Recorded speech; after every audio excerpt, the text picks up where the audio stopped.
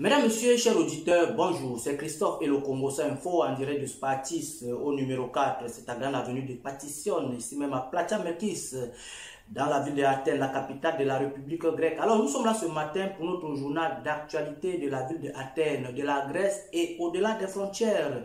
Et je vous rappelle que nous sommes au mois d'août, le mois des vacances. Et moi-même, Christophe, qui vous parle ce matin, je suis en vacances. Alors, je profite pour souhaiter déjà bonnes vacances à mon sponsor officiel Africa Salon, Salon Africa, qui ira elle aussi déjà bientôt en vacances. À mes enfants depuis le Congo qui sont eux aussi déjà en vacances scolaires. Bonnes vacances à vous. Les enfants, à tous les touristes qui sont dans la ville d'Athènes, bonnes vacances et bienvenue dans notre ville.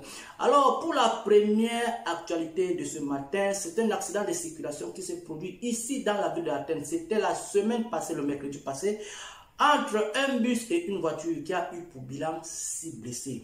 Et la deuxième actualité, ça sera le retrait des trollers qui fonctionnent 24 sur 24, qui seront remplacés pas de métro, qui veut dire tout simplement que la ligne 11 ne va plus fonctionner la nuit.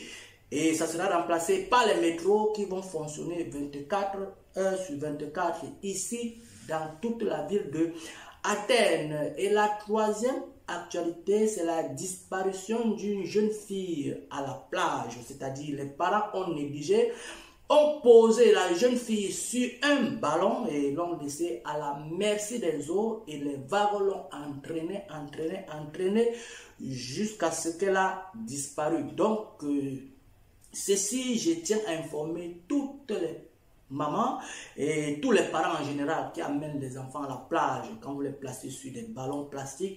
Prenez soin d'être toujours aux à côté. Voilà la jeune fille de 12 ans qui est allée sous la mer. On ne sait pas où.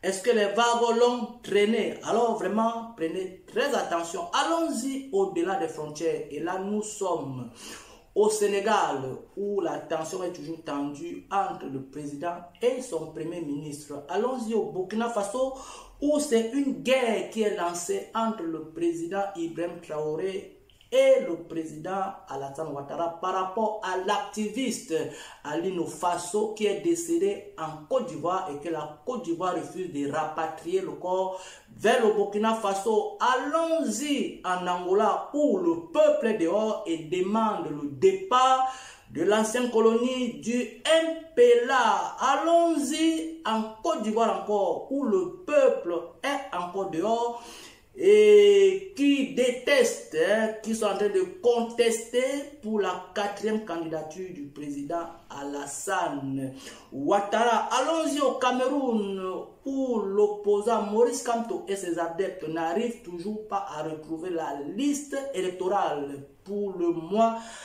d'octobre, la présidentielle de 2025. Revenons sur terre, ici chez nous à Athènes, dans notre cadre communautaire où nous retrouvons la République de la Côte d'Ivoire qui va célébrer un an de plus de son indépendance. Ça sera le 7 août prochain, dans quelques jours.